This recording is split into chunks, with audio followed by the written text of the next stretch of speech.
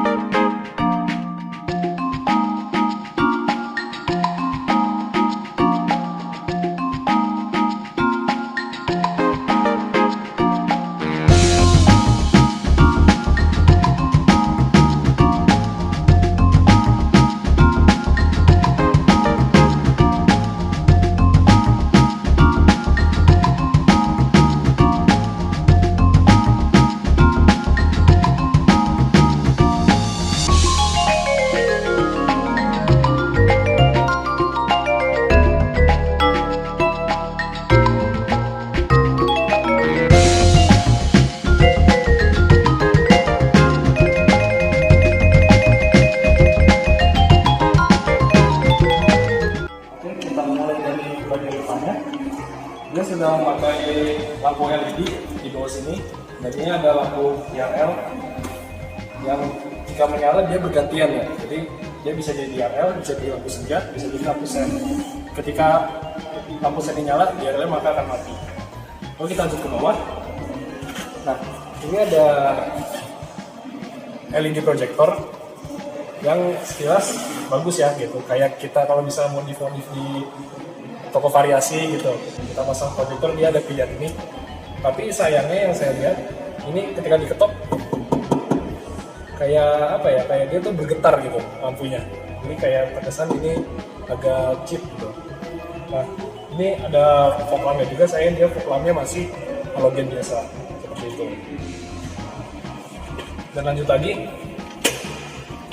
jadi Wuling itu rapi ya gitu.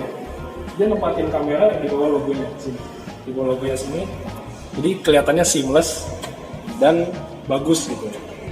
Dan ini masih memakai logo yang warna merah ya, Wulingnya. Karena kan kita tahu beberapa ada Wuling yang ada logonya chrome gitu. Dan ini dia di apa? Ada ornamen silver yang dia itu menjalar dari ujung kiri sampai ujung kanan seperti yang membuat kelihatan bagus. Menurut saya ini unik karena di beberapa kompetitor lain dia memakai chrome, tapi ini memakai silver.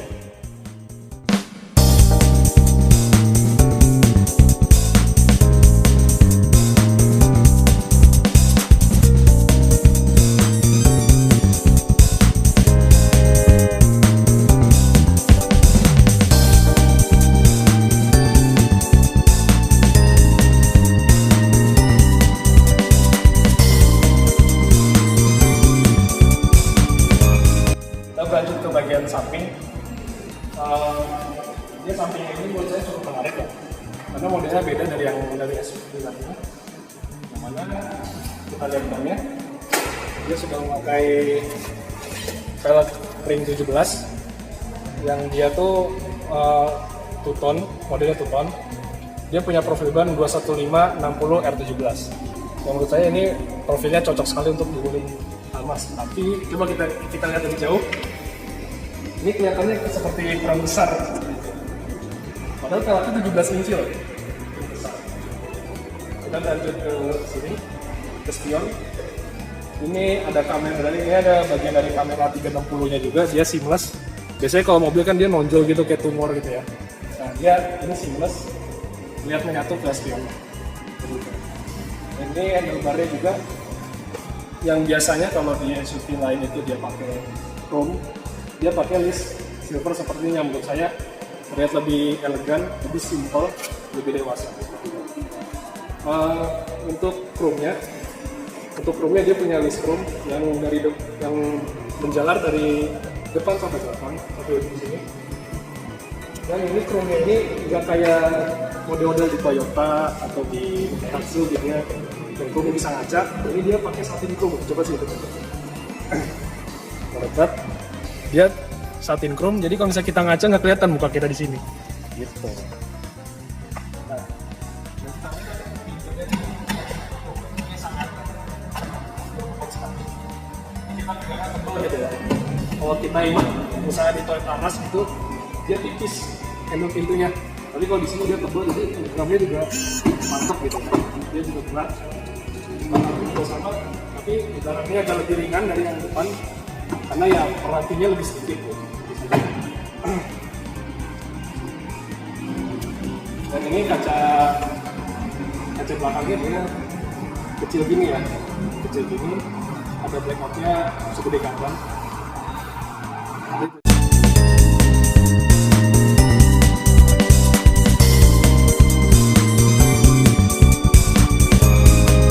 Kita lanjut ke bagian belakang.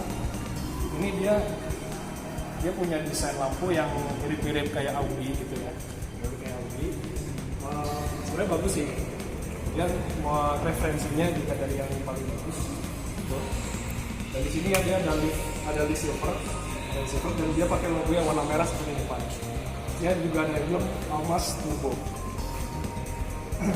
Dan setelah bagian bawah, ini dia ada sensor parkir yang bentuknya seamless ya. Jadi nggak kayak Toyota Rush atau kompetitornya kalau kompetitornya dia muncul ya.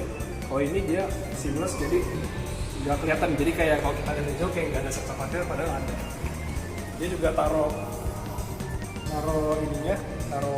kamera parkirnya juga nggak kayak variasi gitu ya. Jadi lebih kayak web seperti itu ya. Kurang lebih sih dari bagian belakang Almas ini nggak ada komplain sih. Biasanya bagus. Dia ada spoiler belakang juga yang itu menambah tampilannya lebih bagus seperti itu. Nah, sekarang kita bahas mesinnya. Kita buka mesinnya.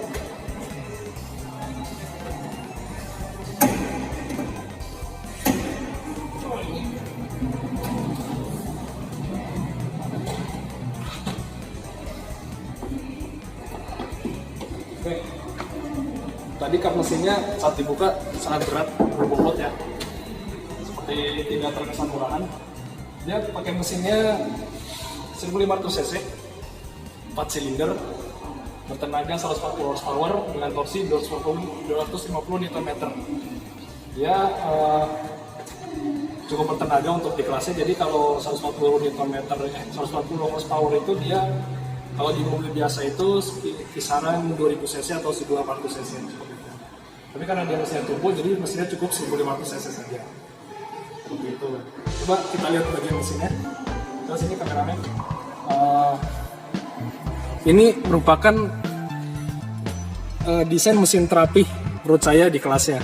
Lihat ini covernya dan ini dia hampir full cover ya gitu, hampir full cover. Yang mana ini bisa kita temukan di mobil-mobil mewah seharusnya gitu. Seperti ini contohnya untuk dia menaruh air wiper saja dia ada covernya gitu ya. Yang mana kalau di mobil biasa tuh dibiarin aja gitu. Jadi kita biasanya kalau isi air wiper panasan gara-gara nggak di cover gitu. Sama ini juga tempat isi apa ini? Ini radiator ini untuk aki. Nah, akinya dia mereknya merek Wuling ternyata. Karena biasanya kalau di manufaktur lain dibiarin aja mereknya, Maron, GS, dan lain-lain. Oke, sekarang kita lanjut ke bagian dalam.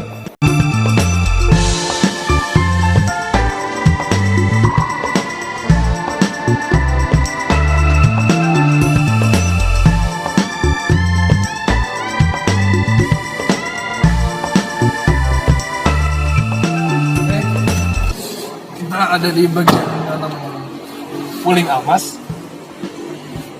Kita akan menjelaskan satu persatu yang ada di sini. Pertama, dia setirnya kulit, enak dipegang. Ini setirnya juga kalau di posisi diam seperti ini berbobot ya, berat ya. Nah, dia setirnya itu sudah tilt dan tapi belum gaskopik ternyata. turun teleskopik, baru tilt doang. Sementara untuk joknya, sementara di kompetitor lain dia pakai model manual, model mechanical, dia pakai model elektrik. Dan ini lengkap ya pengaturannya, bisa maju mundur, bisa tinggi rendah, bisa juga dia reclining seperti ini. Dan tidak hanya di kursi pengemudi, ini masih ini guys. Masih. Gak apa-apa. Ya dipotong aja, dipotong. Lanjut lagi kita ke fascia tengahnya. Oh iya, lupa saya jelaskan, dia punya kunci. Coba saya keluarkan. Dia punya kunci seperti ini ya. Dia berbobot. Dia ada 3 tombol di sini. Ada untuk membuka bagasi, lock dan unlock seperti biasa. Dia juga punya kunci cadangan. Jadi kalau misalnya keylessnya ini ternyata mati, dia punya kunci bisa dikeluarin dari sini. Oke. Kita coba nyalakan. Mana ini tombolnya? Ini nih. Nah, coba sini kameranya. Ini kalian pasti bingung mana nih tombol AC-nya. Tapi ternyata tombol AC-nya itu sudah menyatu di sini. Jadi layar ini menggantikan seluruh tombol yang biasanya kita temukan di fisikal ya, seperti di sini-sini gitu kalau di mobil biasa. Ini untuk menyalakan AC. Nah, ini untuk menyalakan AC. Dia bisa dinyalakan, ini bisa diatur suhunya. Sebetulnya cuma ini kenapa nggak bisa dipencet ya? Oke. Nah, ya intinya seperti itu. Jadi mobil ini punya seamless ya gitu, interface tengahnya. Dia juga punya pengaturan untuk arah ke badan dan kaki, ke badan, ke kaki, defogger dan ke kaki dan defogger. Seperti itu. Kita ke home. Dia juga punya pengaturan di sini. Cukup lengkap nih. Ini ada equalizer, ada volume, ada tampilan ya. Bahasa mau Inggris, mau Indonesia, bisa bebas kita pilih.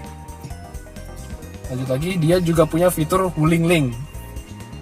Nah, ini untuk fitur Wuling Link ini kita harus hubungkan di USB slotnya dengan HP kita. Ini USB-nya di sini ya. Gitu. Menurut saya penempatannya rapi, jadi dia nggak berantakan kabelnya ya. Nggak berantakan. Dia juga punya fitur radio, biasalah. Nah ini suaranya seperti ini. Matikan takut copyright. Gimana mati? Kecilin aja. Oke, apa lagi yang bisa saya jelaskan di sini? Udah kayaknya. Oke, tadi saya baru tahu kenapa AC-nya itu nggak bisa nyala ya. Jadi kenapa kita harus pencet 2 kali di sininya. Saya pikir kalau mati, kalau posisi ACC tadi bisa nyala, ternyata enggak. Dia harus on full seperti ini. Bisa kita lihat dia bisa digeser nih ke atas. Kita ada heater juga ya. Dia ada low, ada high. Bisa ke bawah, ke defogger. Nah, seperti itu. Oke, kita lanjut ke kita lihat bagian tengahnya. Dia ada transmisi. Dia bisa ada P, R, M, D, dan ada mode S. Mode S itu adalah berguna ketika kita ingin berakselerasi tinggi, kita pakai mode S. Dia juga ada mode Tiptronic, dia bisa maju mundur. Itu cukup lengkap ya. Dan di sini coba lihat di sini, dia ada fitur Eco. Ada fitur Eco. Jadi kalau misalnya kalian mau menghemat bahan bakar, nggak mau ngebut-ngebut, mau jalan santai aja, ini cocok untuk kalian. Dan dia sudah pakai ini ya, electronic parking brake. Jadi kalian nggak bisa ngedrift pakai mobil ini, nggak bisa liar-liar nakal. Dan ya lagian mobilnya juga form wheel drive, mau kemana sih? Ini ada hill start assist ya, hill start assist, auto hold ya kita sebutnya. Ini juga ada central lock.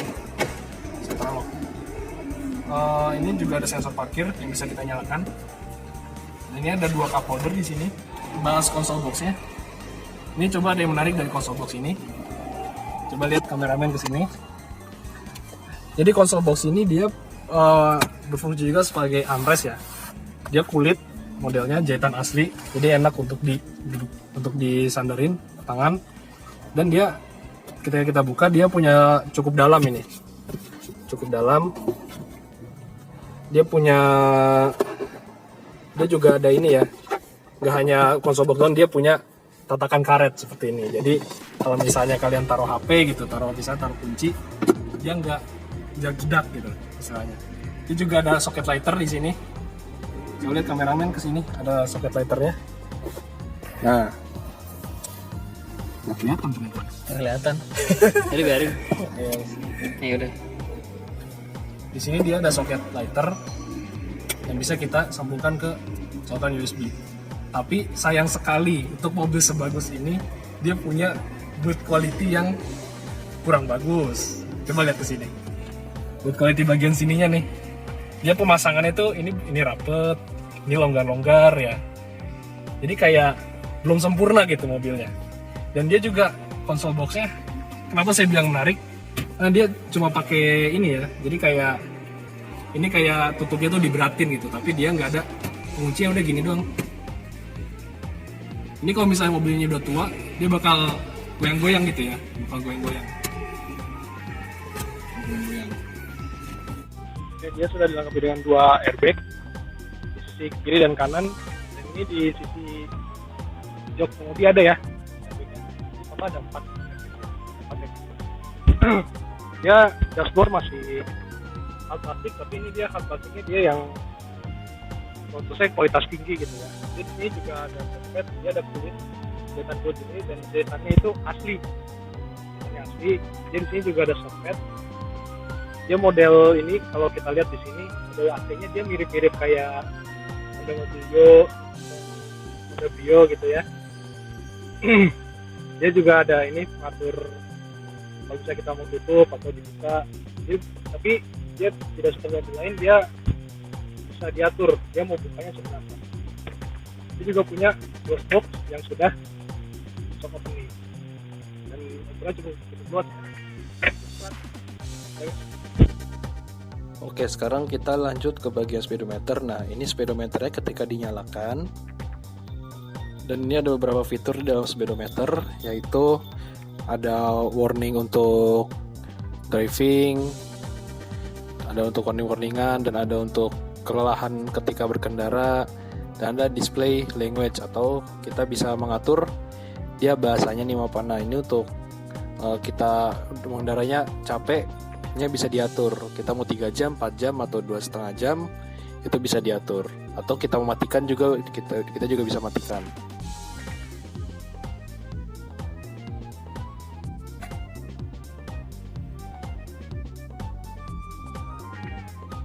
Untuk bahasa dia bisa diatur bahasa Indonesia atau bahasa Inggris. Dan ini ada individual door warning. Jadi warningnya di sini, warning doornya dia bentuknya bagus ya, dia bisa individual. Nah, ini ketika pintunya ditutup, pintu driver ditutup, dia juga ikut menutup di layarnya tersebut.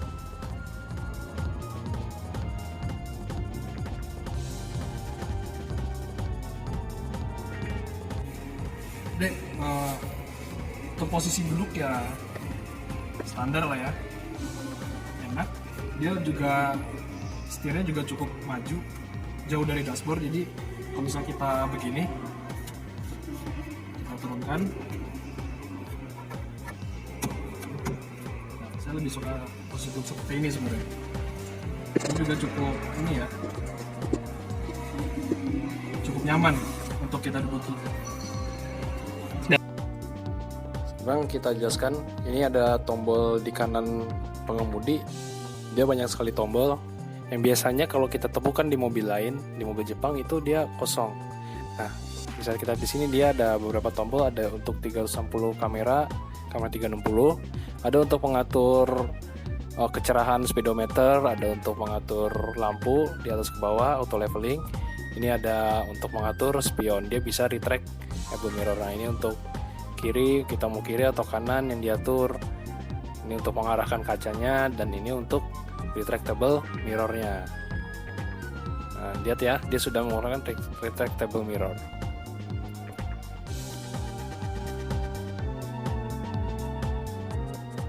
Ini tombol setirnya, dia ada untuk mengatur volume di sini, ada source, ada untuk voice command, ada untuk mengatur lagu, ada untuk kita mengatur teleponnya, kita mau mengangkat telepon atau menutup telepon atau memute-kan volume di sini. Nah, di sebelah kiri kita di sini ada tombol untuk mengatur MID, ada untuk cruise control, ada untuk tombol OK dan lain-lain. Nah, ini untuk voice command kita bisa pencet. Kita mau perintah apa, kita tinggal bilang. Entah kita untuk membuka jendela, atau menutup sunroof atau membuka sunroof, menyalakan AC, dan lain-lain. Canggihnya lagi, mobil ini memiliki layar head unit yang lebar. Nah, ini ketika voice-nya diucapkan, dia bisa membuka jendela. Seperti itu. Dan ketika kita ucapkan untuk buka sunroof, misalnya kita ucapkan buka sunroof ya, buka sunroof. Nah, itu akan muncul, maka sunroofnya akan terbuka. Semua itu adalah perintah dari komen kita atau perintah kita. Sebenarnya mobil ini cukup impresif untuk harganya sekitar 340 juta. Tapi sudah memiliki fitur yang canggih seperti ini. Ini ada kalau misalnya kita mau mengatur sunroofnya secara manual, kita bisa pencet ini ya. Ini untuk menutup sunroof. Nah, sunroofnya bisa diatur nih, mau nutupnya seberapa. Jadi nggak langsung auto ya. Nah, kalau misalnya mau auto, kita tinggal pencetnya cepat kayak gitu. Nah, dia langsung auto.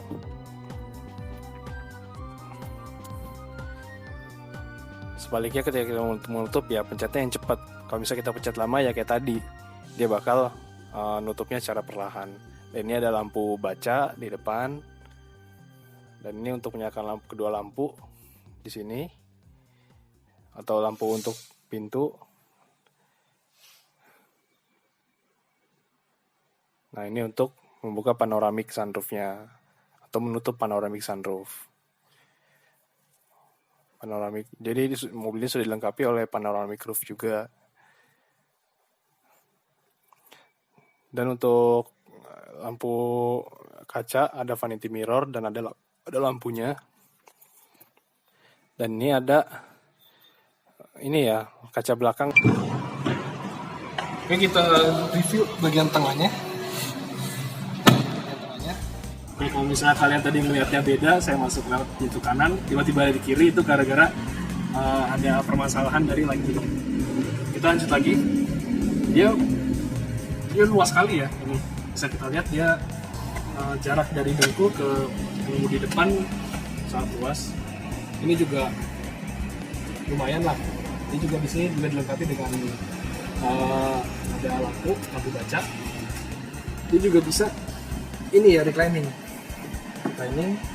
tapi ini agak keras kelasnya. Jadi kita harus seperti ini untuk posisi paling tegak seperti ini.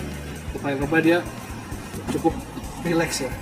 Dia juga ada armrest di sini yang dilengkapi dengan 2 buah cup holder. Tapi sayangnya, walaupun dia bisa reclining, dia bentuk tosnya seperti ini nih. Kita lihat. Nah, ini kita mengoperasikannya keras gitu ya. Terus ini seperti Grand Livina tahun-tahun awal itu dia pakai kayak gini juga, tapi dia mobilnya di atas, dia di bawah. Gitu. Dan ini ada hal menarik, dia speakernya Infinity Boss. Nah, Infinity, dia mereknya bagus ya. Ditaruhnya di door trim. Ini juga dia udah dilapis kulit ininya. Tapi sayangnya di bagian sini dia masih hard plastik. Dia juga ada kantong di pintu. Oh, ternyata dia ada 2 di sini speakernya. Dia total ada berapa speaker? 9 speaker. Ada 9 speaker di mobil ini, luar biasa. Dan ini coba kita lihat di tuas power window-nya, dia sama kayak Wuling Cortez Common Parts. Seperti itu. Kita lanjut lagi. Sekarang kita lanjut ke bagian belakang.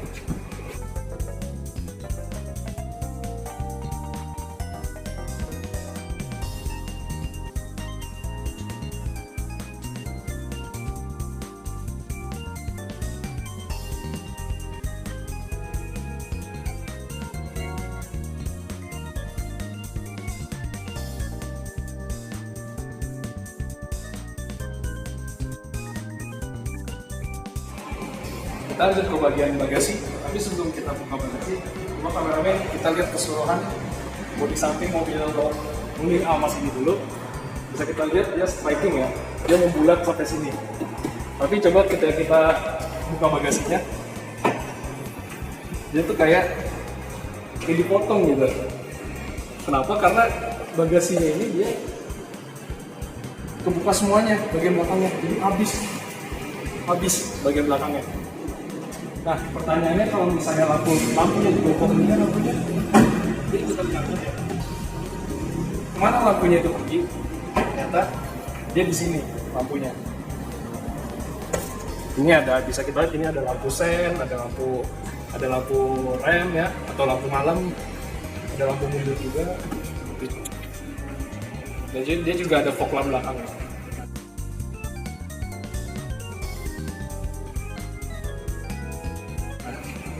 Ini ketika kita buka bagasinya, ini berat sekali nih. Coba kita lihat bagasinya. Dia sangat luas sekali.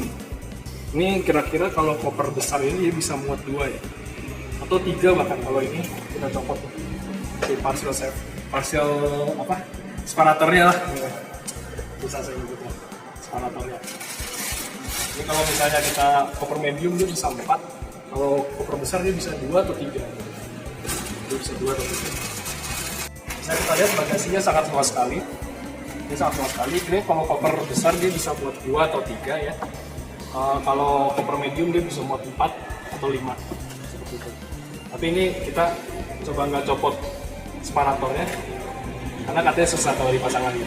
Jadi kita main aman aja, kita nggak usah copot. Dan kalau kita buka, ini dia di bagian bawahnya. Ini ada pengaitnya ya, jadi nggak kayak mobil biasa kita harus nahan gitu kalau mau ngambil ban serep. Ini ada pengaitnya, kita kaitin di sini. Kira-kira kayak gitu. Jadi dia bannya ini sama kayak keempat rodanya, dia 215/60M17. Dia pakai ban yang sama dengan keempat rodanya. Tapi dia peleknya bedanya, dia pelek kaleng, dan di sini dia ada subwoofernya ya. Nah, subwoofer yang tentunya mereknya Infinity juga gitu ya. Oke, itu bagasinya ya. Sekarang kita tutup aja.